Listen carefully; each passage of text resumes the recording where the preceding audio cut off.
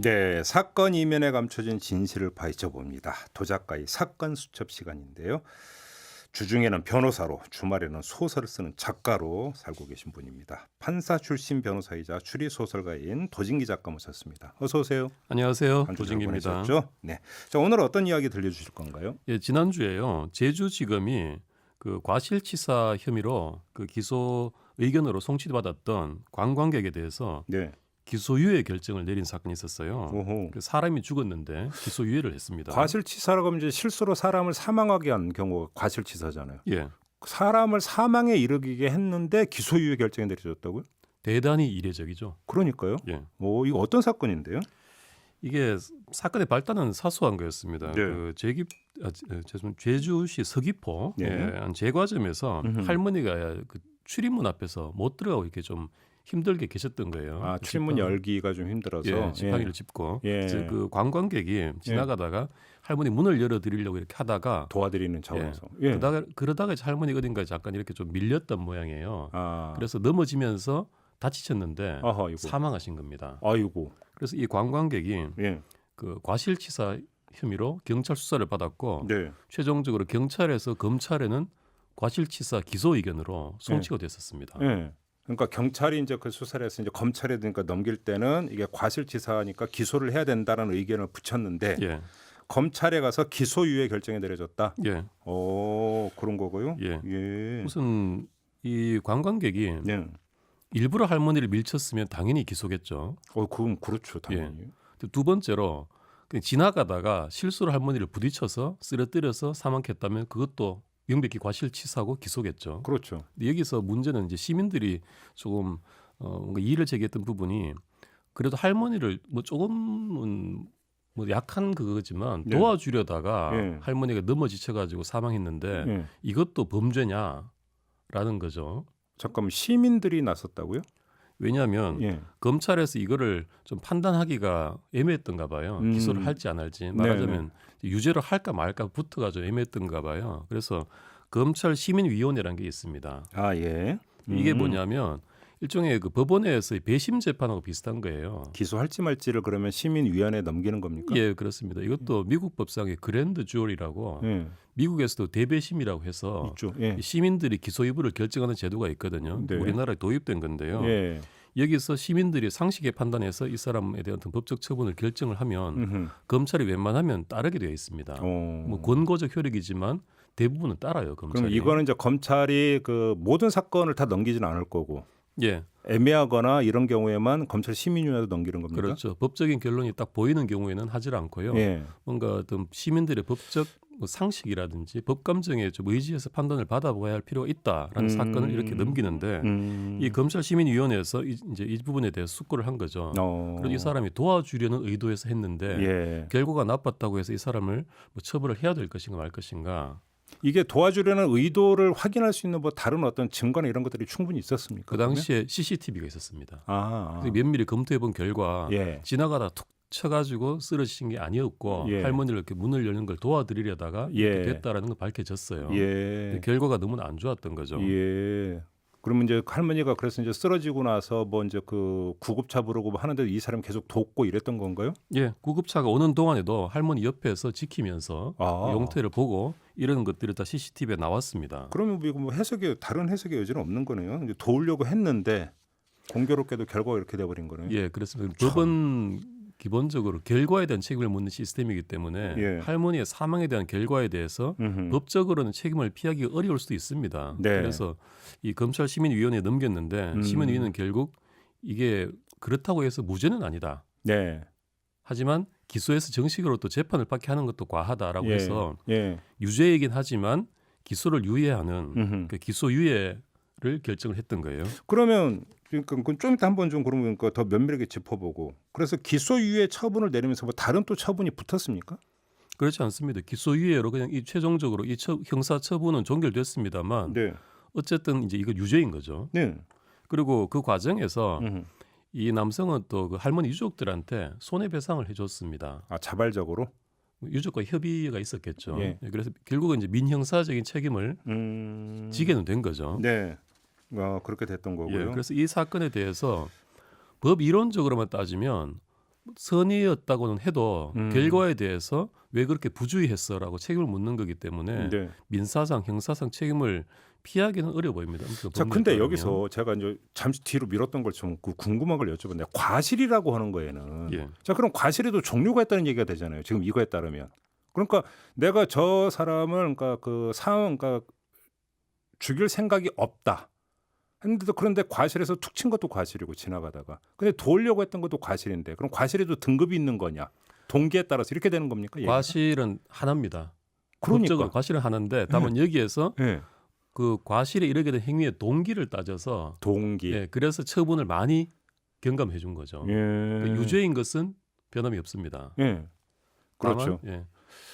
그러니까 과실에도 결국은 동기가 무엇이냐에 따라서 과실의 또 이 정도가 또 달라진다, 판단이 달라진다, 평가가 이런 얘기가 되는 거잖아요. 예, 혹시 그렇죠. 이게 비슷한 사례가 있습니까? 다른?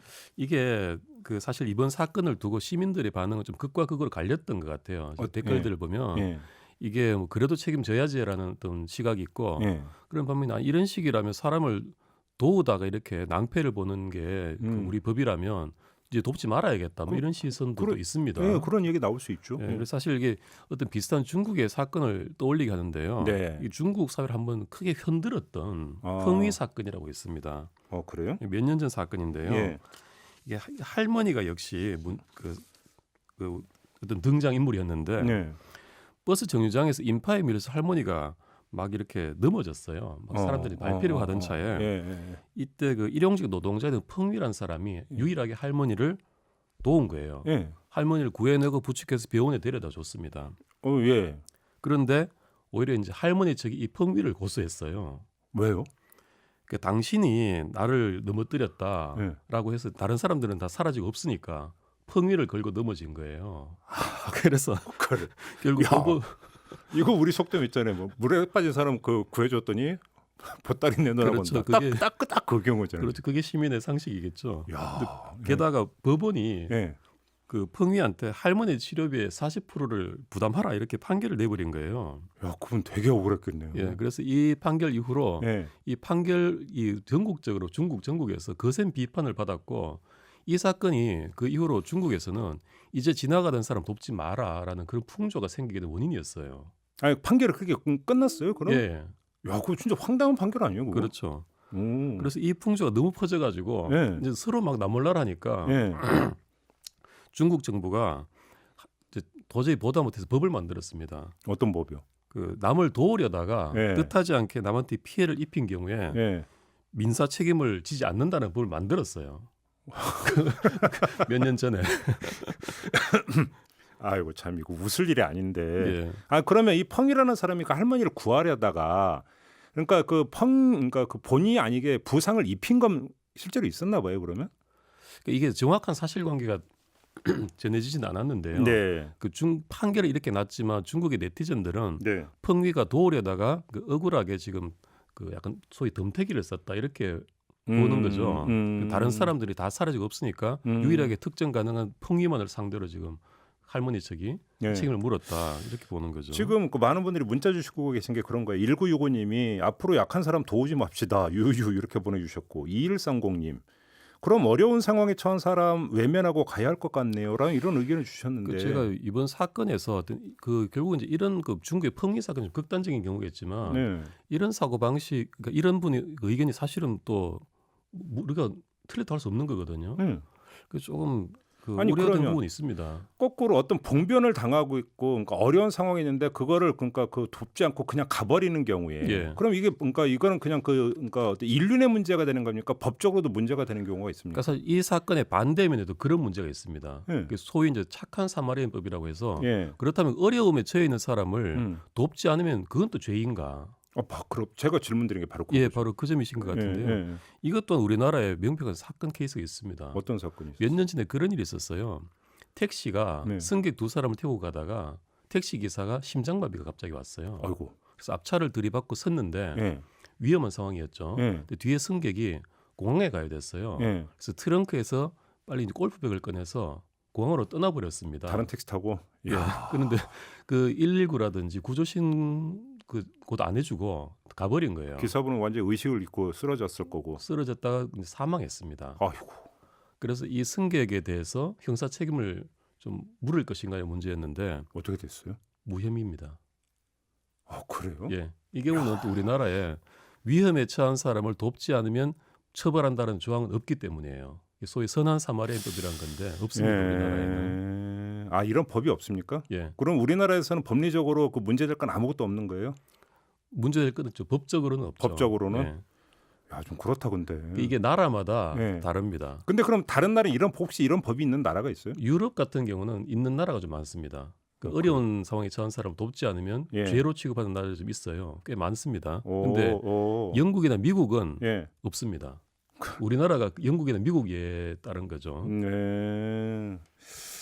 야, 이거 지금 오늘 진짜 그 어찌 보면 인생사례하고도 직결되는 어떤 지금 사례를 지금 그 작가님께서 말씀을 해주고 계시는데, 그럼 작가님의 개인 의견은 어떻습니까? 일단 아까 했던 처음 얘기했던 사건 기소유예 결정은 제대로 된 판단이라고 평가를 하세요? 기소유예 결정은 저는 이 법과 법리에 따라서 생기는 어떤 엄격한 결정, 말하자면 처벌적으로 가는 결정과 네. 아니면 우리 상식이나라든지 법 감정에 따라서 이 사람을 과연 처벌해야 되는가라는 그 감정 사이에 네. 어떤 간극을 좀 절묘하게 그래도 잘 조합한 결정이 아닌가. 현실을 반영한 네. 절충안이다. 그 시민들이 잘 해주신 게 아닌가. 그런데 좀 약간 극단적으로, 근데 물론 그 사망에 이르긴 했지만 그래도 그 기소유예도 뭐 그냥 무혐의 내렸어야 되는 것 아니냐라고 주장할 사람들도 있을 것 같은데, 그렇게는 볼 수가 없는 겁니까?